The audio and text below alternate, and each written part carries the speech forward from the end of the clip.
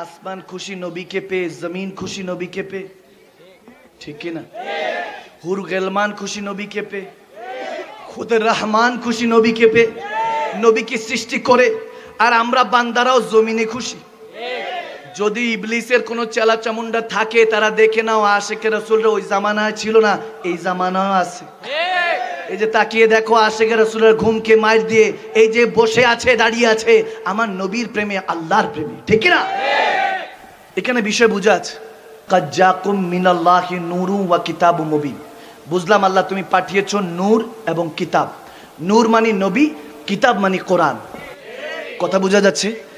এখন চিন্তা করলাম, আল্লাহ তোমার হাবিব তো বলেছে আল ইলমু নূরুন, জ্ঞান হলো নূর। জ্ঞান কি? নূর। নূর মানে আলো, লাইট। যার যত সিনার মধ্যে জ্ঞান আছে সে তত আলোকিত, ঠিক না? জ্ঞান যত যার বেশি সে তত বেশি আলোকিত। রব্বুল আলামিনকে জিজ্ঞেস করতে চাই, তোমার হাবিব বলতেছে জ্ঞান মানে নূর, আবার সেই নবী তো বলতেছে আনা মাদিনাতুল ইলম ওয়া আলী বাবুহা। সেই নবী বলছে আমি নবী মুস্তাফা হলাম জ্ঞানের শহর। সুবহানাল্লাহ। আনা মাদিনাতুল ইলম, আমি হলাম জ্ঞানের শহর। বুঝা গেল জ্ঞানের শহর রাসূল, অর্থাৎ জ্ঞান হলেন রাসূল। এলেম জ্ঞান, জ্ঞান মানি রাসূল।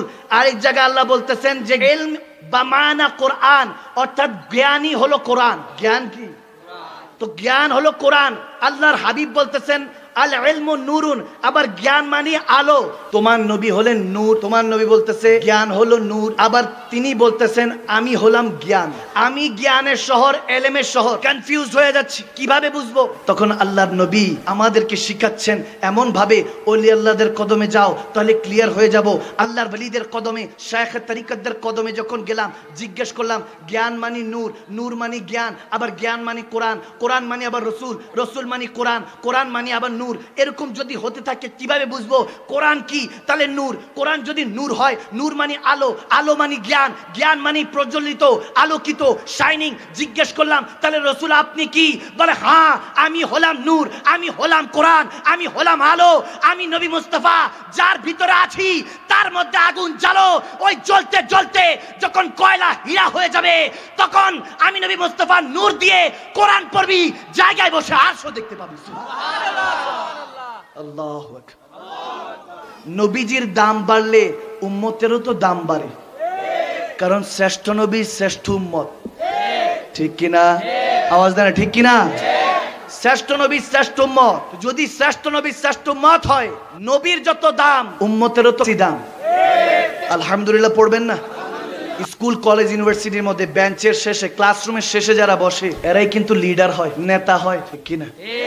সামনের গুলি হয় হাবলা গোবলা। সামনের গুলো ব্রেন ভালো, পড়াশোনা করতে করতে এমন অবস্থা এখন দুনিয়াদারি হিসাবই বুঝে না, দুনিয়াটা চালায় ব্যাক বেঞ্চার্স, অর্থাৎ পিছনে যারা বসে থাকে তারা, ঠিক কিনা? এখন কথা প্রসঙ্গে মনে পড়লো, আমার শেখ আবা হুজুর কেবলা সাইয়েদ জাহান শাহ মাদানী আলাইহির রহমাত, তেনার কাছে একজন এসে দোয়া চাইতে আসছে। হুজুর আমার এসএসসি পরীক্ষায় খুব ভালো রেজাল্ট করেছি। বলে কত করেছো? বলে আমি 100 এর মধ্যে, ধরেন কথার কথা আর কি বোঝানোর জন্য বলছি, বলতেছে 100 এর মধ্যে 90 পেয়েছি, 90 পেয়েছি। মারহাবা। রেজাল্ট ভালো না খারাপ? দোয়া রইলো, তোমরা তো ডাক্তার হবা, ইঞ্জিনিয়ার হবা, দোয়া রইলো ডাক্তার হবা। এরপরে আরেক দল আসছে, কত পেয়েছো 100-তে? বলে 100-তে 50-60 পাইছি। দোয়া রইলো তোমরা ওই জজ ব্যারিস্টার সামলাবার, তোমরা দেশ সামলাবা, অর্থাৎ জজ ব্যারিস্টার হবা, তোমাদের কাছে ওই ডাক্তাররা আসবে। আর কিছু আসছে কোন রকম টাইনা টুনা পাস। বলে হুজুর দোয়া করেন। বলে কি দোয়া করব?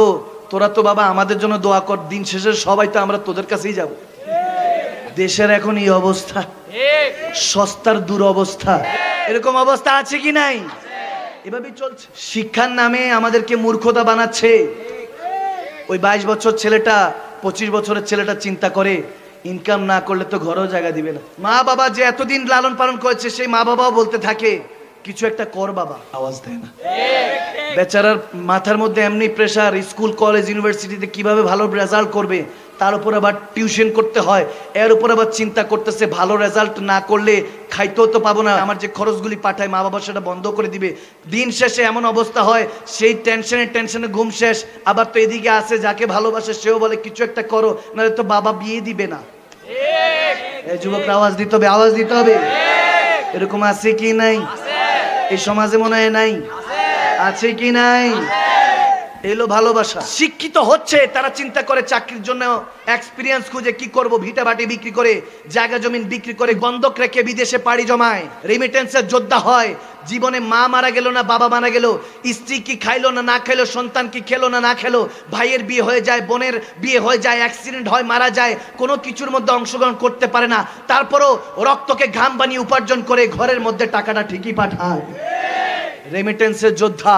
দেখার কিছু নাই, মাঝে মাঝে নিউজে দেখি ওই টাকার মেশিনটা কফিনের বক্সে আস্তে করে যখন এয়ারপোর্টে আসে, নিথর ভাবে বাবাটা দাঁড়িয়ে চোখের পানি ছেড়ে কাঁদতে থাকে। টাকার মেশিনটা এখন আর টাকা পাঠাবে না। এলো দাম। আল্লাহ তাবারক ওয়া তাআলা তোমাকে এই জন্য পাঠায় নাই, এটা আমি সবাইকে বলছি। এই জেসেম যতক্ষণ আছে, এই জেসেমের দাম ততক্ষণ যতক্ষণ তোমার ভিতরে রূহ, তোমার ভিতরে সোল, আত্মা আছে। তুমি সেটা রব্বুল আলামিনের দরবারে বলে এসেছো, আলাস্তু বিরব্বিকুম ক্বালু বালা, বলে এসেছো। তিনি জিজ্ঞেস করেছিল যে তুমি, আমি কি তোমার প্রভু নই? তুমি বলেছিলা, আমরা সবাই বলেছিলাম ক্বালু বালা, হা মালিক, তুমি তো আমাদের প্রভু। ওই সম্পর্ক কোথায়? এই মাহফিল এন্টারটেইনমেন্টের জন্য সাজিয়েছেন, বসে আছেন, দাঁড়িয়ে আছেন, রাত গেই বাদ গেই, রাতও শেষ, কথাও শেষ, কোনো লাভ নেই। ওই যে ঘুম থেকে উঠবেন, এটার কোনো হিসাব নেই, ওয়ারেন্টি গ্যারান্টি নেই। প্রত্যেক দিন আমার নবী বলেছেন 20 বার মৃত্যুর কথা স্মরণ করো। 20 বারের কথা বলেছে।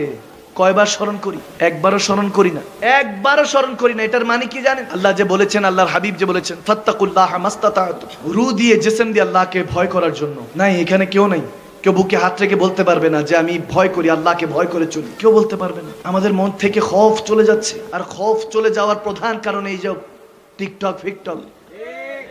আওয়াজ দেন, আওয়াজ দেন, আওয়াজ দেন না। রিয়েল লাইফে রিলসের দুনিয়া বসবাস। আমাকে বলে, হুজুর যে ওয়াজ শুনছি আপনার ফ্যান্টাস্টিক। আমি বললাম দেখি, দেখাইছে 17 সেকেন্ড। কয় সেকেন্ড? আওয়াজ দেন, কয় সেকেন্ড? আমার টিকটকের ওয়াজ, রিলসের ওয়াজ দেখা 17 সেকেন্ড। আমি হয়তো একটা আওয়াজ করছি, এটারে বানাই দিছে ওয়াজ। সুম্মা মাআযাল্লাহ। এই যে যা দেখছেন না, আর দেখেন 10-12 বছর, এরপরে মনে হয় না এই এখন যে আলহামদুলিল্লাহ যে মানুষ হচ্ছে হাজার হাজার, এই মানুষগুলি আর পাওয়া যাবে কিনা আমার সন্দেহ হয়। কারণ এই জায়গাগুলিকে আমরা বরবাদ করে ছেড়েছি, এন্টারটেনমেন্টের জায়গা বানিয়েছি। হাসির ওয়াজ লেখে সার্চ দেন সোশ্যাল মিডিয়াতে, চরম হাসির ওয়াজ, নাউজুবিল্লাহ, চলে আসবে হাসির ওয়াজ। আমার সিদ্দিক আকবর আবু বকর সিদ্দিক রাদিয়াল্লাহু তাআলা, তিনি যখন একটা হাদিসে মারবি পেয়েছি মুসলিম শরীফে, তিনি বলেন যখন কোরআন শোনার কথা উঠতো, এরকম মাগরিবের নামাজের পরে প্রত্যেক দিন কোনো না কোনো সাহাবা লাশ বেরোতো ঘরের থেকে কোরআনের কথা শুনে। কোরআনের কথা শুনে লাশ বেরোতে, ইশকে ইলাহি, ইশকে রসুল তার জান নিয়ে নিত।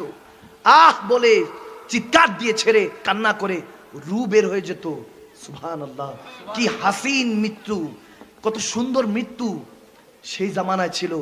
হযরত ওমর ইবনুল খাত্তাব রাদিয়াল্লাহু তাআলা বলেন, ওনার জামানার মধ্যে এক বোন, এক মা খাতুন পর্দানিশিন বোরখা পরে যখন রাস্তা দিয়ে হেঁটে যাচ্ছে বাজার দিয়ে, হযরত ওমর ইবনুল খাত্তাব রাগ হলেন, বলেন আরে সাহাবাদের যুগের মধ্যে এখনই খাতুন মা বোনরা এভাবে বেহায়ার মতো চলছে, আর সামনে জানি কি অপেক্ষা করছে। তেনার সেই জামানায় বুঝতে পেরেছেন যে সামনে বর্বরতার জামানা অপেক্ষা করছে, ঠিক না? বোরখা পরে দিত, তাদেরকে দেখে হযরত ওমর ভয় পেয়েছেন, লজ্জায় শেষ। আর এখন আমার মা বোনরা অনেক সময় দেখা যায় পর্দার কথা বললে মা গো রাগ করে, অনেক বলে আমাদের স্বাধীনতা কেড়ে নিতে চায়। না গো মা, না গো মা, জামানায় রাবেয়া বসরি নামেও অনেক ওয়ালিয়া ছিল। আপনি এখন মেয়ে, কিন্তু কিছুদিন পরে আপনার কদমে জান্নাতের ব্যবস্থা রাখবে আপনার সন্তানের জন্য। কিছুদিন পরে আপনি ঠিকই মা হবেন। আপনি এখন ছেলে, কিছুদিন পরে আপনি সন্তানের বাবা হবেন, যে বাবার কাছে জান্নাতের চাবিটা থাকে। আপনি মার কথা বলছেন, বাবার কথা বলছেন না, এমনটা হবে না। জান্নাত যদি মা হয়, জান্নাতের চাবিটা বাবার কাছে। বাবা মা সেই নিয়ামত।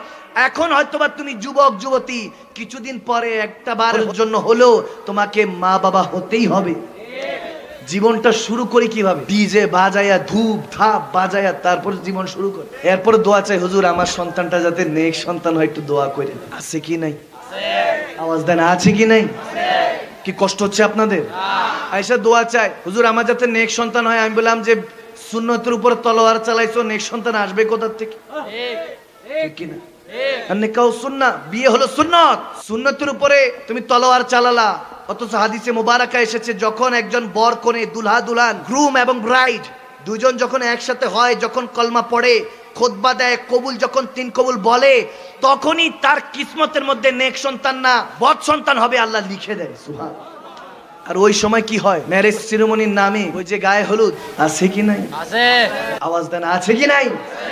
কোথায় পেয়েছেন এই দুঃসাহস? আমার নবীর সুন্নতের উপর তলোয়ার চালানোর আপনাকে এই দুঃসাহস দিল কি? আল্লাহর যোদ্ধারা আজকে থেকে শপথ করো, এই গায়ে হলুদের নামে ব্যান্ড প্যাকেজ আজকে থেকে তালাক দিলাম, ঠিক না? দুই হাত তুলতে হবে আল্লাহকে দেখিয়ে, আজকে থেকে এই গায়ে হলুদের নামে এই অন্যায় অবিচার ব্যভিচার চলবে চলবে চলবে। আমার নবীর সুন্নতের উপরে আমার বোন কি খালতো, চাচাতো, মামাতো, কাজিন, এলাকার আয়সা গায়ে হলুদ লাগে, সারা জীবন বাবা প্রোটেক্ট করলো বোরখা পরায়া। আয়সা ওই দিন মনে হয় যেন একদম মক্ত, চট্টগ্রামের ভাষায় মক্ত মানে কি, মাংনার কি, ঠিক কিনা? রিলিফের মাল মনে করে যে নাউজুবিল্লাহ আমার বোনের গায়ে হাত দেয়। আমার বোনের গায়ে হাত দেওয়ার তোমাকে সাহস দিল কি? আওয়াজ দেন। আমার বোনের গায়ে হাত দিবে তার কলিজার টুকরা স্বামী, ঠিক কিনা? কি কষ্ট হচ্ছে বাবা? এগুলো সমাজের অবক্ষয়, এগুলোর জন্য বলছি। কালকে ঢাকা দিয়ে আসার সময়, চট্টগ্রামে তো আলহামদুলিল্লাহ অনেক ভালো, ঢাকায় অনেক জায়গায় এগুলো দেখা যায়। আসতে সময় এমন ডিজে, আরে বাপ রে বাপ, অবস্থা পুরোই খারাপ। আমি যখন এক মাহফিলে যাচ্ছি, ঢাকা ছিল গতকালকে প্রোগ্রাম, তো তখন ওখানে দেখতেছি এরকম অবস্থা, ডিজে চলতেছে, এরপরে গিয়ে মাহফিল উঠলাম, ভেষভূষ পাঞ্জাবি, সেম ড্রেসের পাঞ্জাবি বানাবে সবাই, 20 জন 30 জন আনন্দ করছে, আছে কি নাই? সব ঠিক আছে, সব করো। ইসলাম এরকম না যে আনন্দ কোনো আনন্দ করা যাবে না, হ্যাপিনেস নাই, আছে ইসলামের আওতাধীন। আরে যেসব করে ইহুদি নাসারাদের কালচার, এগুলো তারা করুক, তাদের কালচার। আমাদের কালচার, আমাদের সংস্কৃতি দুনিয়ার বুকে বাস্তবায়ন করতে হবে, ঠিক না? আমাদের কালচার আরো সুন্দর, দব বাজিয়ে আমরা কালাম পড়ি, নাচ পড়ি, আনন্দ করি, ঠিক না?